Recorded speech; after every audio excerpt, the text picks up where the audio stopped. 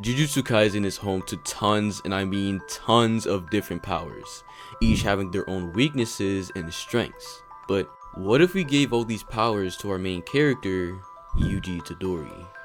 And in today's video, let's talk about exactly that. What's up guys, this is Gamblrr here, and in today's video, I've got a very fun idea. I saw a post about different anime characters with all the powers of their verse, and no one talked about Yuji. So I took it upon myself to beat out all the competition and talk about how insane this guy would be if given everything in the verse. If you enjoy JJK videos like these, go ahead and subscribe. You get more videos and we'll both be happy.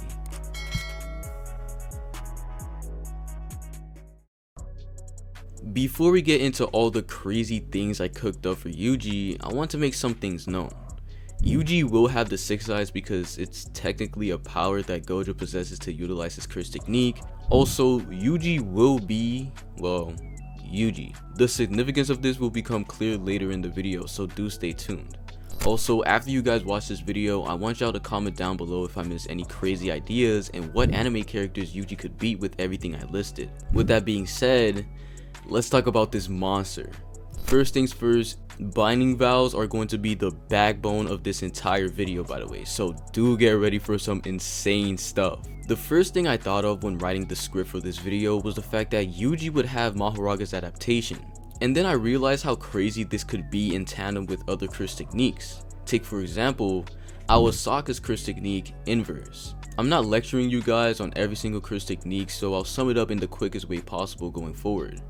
Inverse basically makes weak attacks strong and strong attacks weak. Something I found interesting is that Megumi mentioned that there's a minimum and maximum to the technique because even Air should have cooked Awasaka if there wasn't.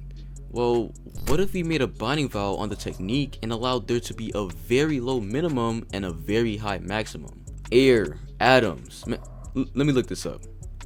What is the smallest thing in the world? Quarks would damage Yuji because of this binding vow. This would allow for the maximum of the technique to be, and I'm not even kidding, quintillions or even sextillions of times stronger than the max we saw in JJK. The only problem here is that Yuji's getting cooked by invisible building blocks, but we have Jackpot from Akari to heal us up and Mahoraga's adaptation to adapt to everything hitting him instantly. This is because Mahoraga's adaptation gets faster each time he gets hit with the thing he's adapting to. So everything up to actual physical touch would get adapted to near immediately, allowing Yuji to have the same minimum as before the binding vow with a maximum that's astronomically multiplied. I have literally no idea how strong a punch has to be to actually get through the curse technique, but that's something to keep in mind. With Jackpot, Yuji has a lot of techniques he can abuse given that he has infinite curse energy. Like for example, Mai's curse technique, Construction. Mai always had a problem with it because she had terrible curse energy reserves, but she was still able to make complex weapons. Yuji can make infinite weapons. Soul split katanas, black robes, playful cloud, literally anything. Infinite times. Another curse technique we can abuse is the cloning technique.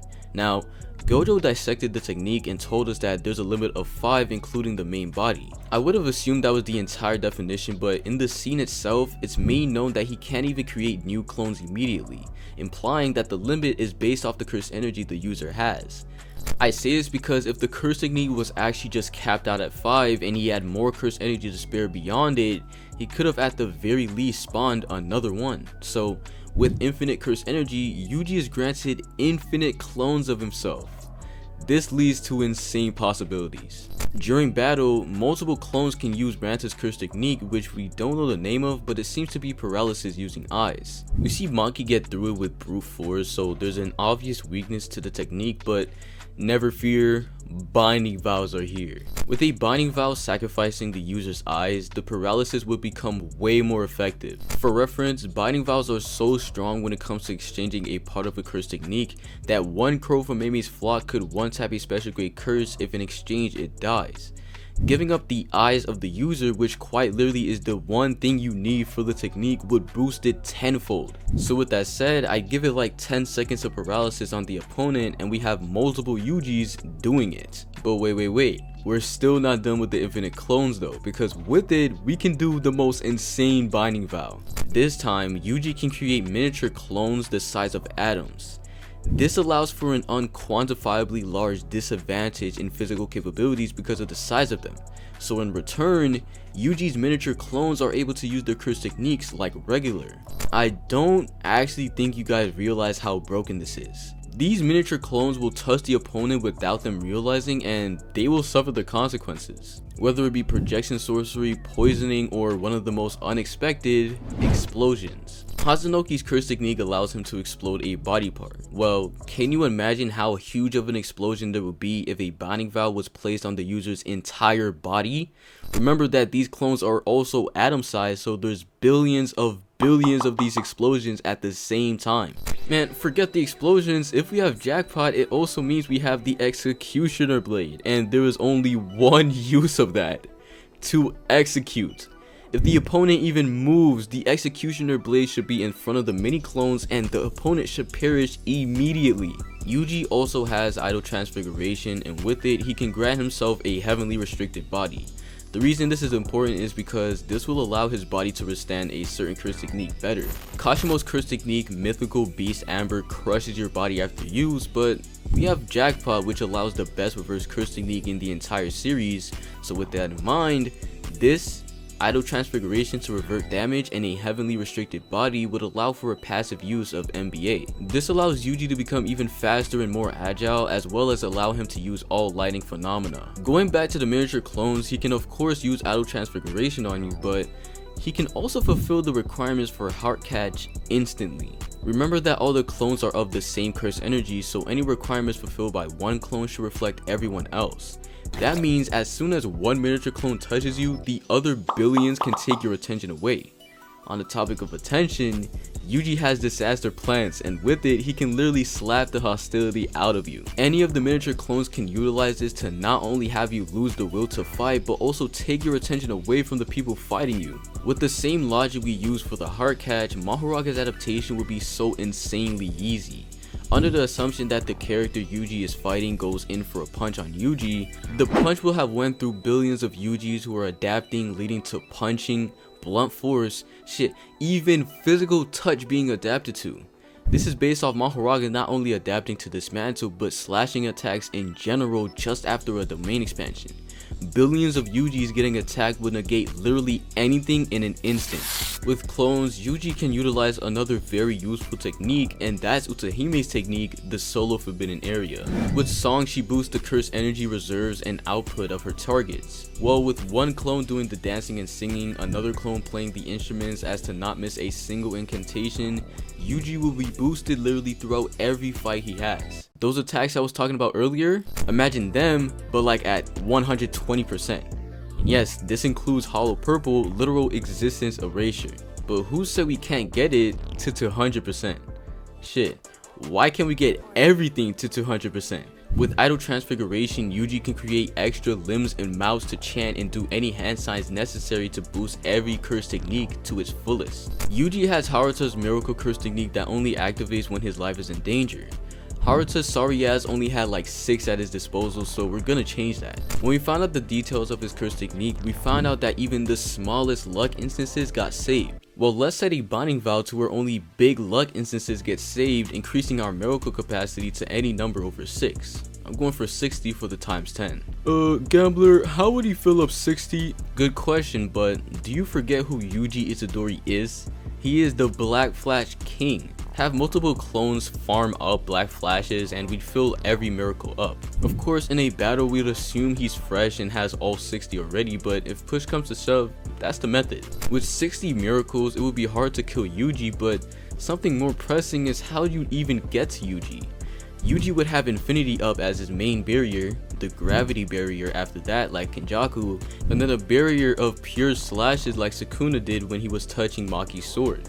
Speaking of Infinity, we have the 6 size, and so this means we can use the most insane curse techniques at its max efficiency, like Curse Speech. On top of Rance's curse technique paralyzing the opponent, Hanami's technique taking away ill will, and Heart Catch taking attention away, Curse Speech wouldn't even allow you to move. Heck, we can add a binding vow just like Ranta's, but sacrificing your throat. We can add a binding vow just like Ranta's, but sacrificing your voice box for extra effectiveness. Yuji also has infinite teleportation.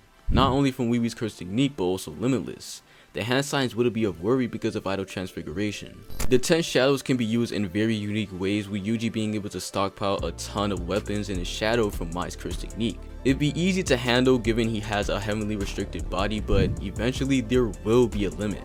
That's where Rika comes in. Curse spirit manipulation allows Yuji to literally take every curse spirit in the world for himself, and given he has infinite curse energy and prowess, there isn't a single curse spirit that can resist. Not even the queen herself. Now guys, when you hear this, you cannot cook me in the comments, but this might be the most insane one of them all. With Yorozu's curse technique, we'd easily be able to create the perfect spear. The only problem was its speed, however, obviously because it would be a little bit too overpowered in the grand scheme of things. Well, here's where the binding valve shenanigans begin. We can make perfect sphere super small. Of course, I don't want it to be like atom size or something, but just imagine it like the size of a ping pong ball. In exchange for his very lackluster destructive capabilities because of his size, we'd get speed instead with a binding valve. And we have billions of Yujis all using the same technique as if they were regular size, so with enough of them, they'd be able to create a perfect spear as large as the original. It would have the same infinite pressure properties, but with a twist. It has speed. Pair that up with a hollow purple that will be on standby as well, and we're looking at something insane. Toto's technique will be the most annoying thing to go against, especially when there's billions of Yujis using it and you genuinely don't know where the main Yuji will end up. And the main Yuji wouldn't just stop at being protected. If push comes to shove, he knows a thing or two about boxing. He'd have infinite mass punches, blue sucking people in, sky manipulation to sway attacks away, and Miguel's curse technique for actual hand-to-hand combat. Did I also mention that Yuji can literally let off ki blasts from wherever he wants to? Now with all that said, there's only 3 curse techniques that I haven't talked about that I know you guys have been screaming at me to talk about. One of them being comedian. Now this and the black flash thing was the main reason I made it clear that Yuji is Yuji earlier in the video. Yuji's own humor is the gauge for comedians, so it doesn't change in the slightest. But the second curse technique I want to talk about is ratio. You know all those insane attacks I was talking about this entire video? Well, they'd all be aimed at the opponent's weak spot. And the third and final curse technique, a curse technique that you probably forgot existed, Tengen's immortality. Yuji cannot die. He just can't. So even through billions of his clones adapting to every attack thrown, his 3 lines of force fields, his 60 miracles, and proficient hand-to-hand combat, you can't even kill him. Now that's what I call a monster. But what did you guys think? It was 4 AM while I was scripting this because I was super excited to talk about the different binding valves and ideas I came up with. I want to hear you guys' thoughts, so do comment them down below. And I'll catch y'all in the next one.